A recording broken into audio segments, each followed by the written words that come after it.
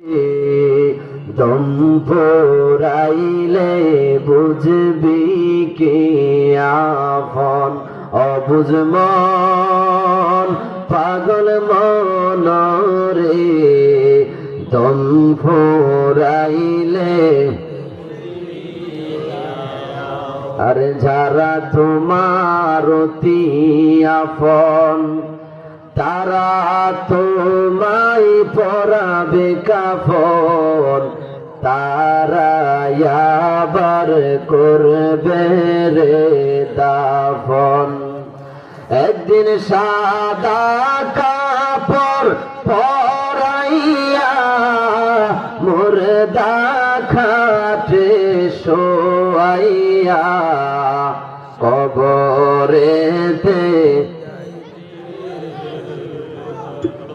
অবুঝ মন অবুঝ মন রে।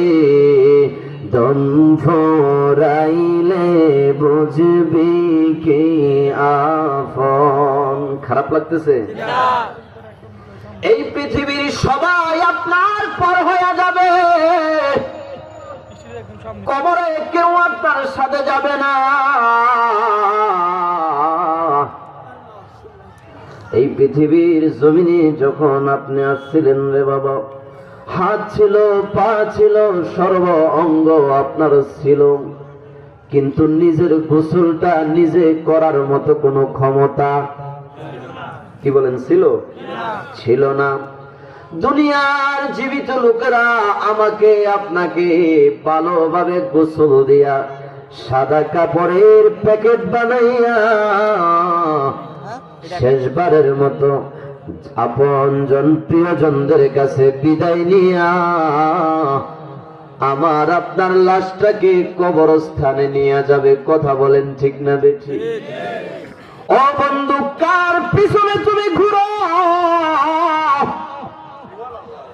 যেই সন্তানের জন্য মাথার গাম পায়ে ফেলে রাতকে রাত বলো নাই, দিনকে দিন বলো নাই, সেই সন্তানও সেদিন তোমাকে চিনবে না, সেই সন্তানও সেদিন বলবে না আমার বাবা এত সুন্দর বাড়ি করলো, এত সুন্দর গাড়ি করলো, আমার বাবাকে তোমরা দাফন কইরো না, আমার বাবার লাশটাকে তোমরা একটা দিন দুনিয়ার জমিনে রাখো।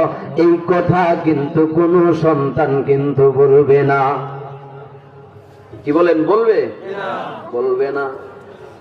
বরং আপনজনেরা, প্রিয়জনেরা, সন্তানেরা বলবে তাড়াতাড়ি করে লাশটাকে তোমরা দাফন করে আসো।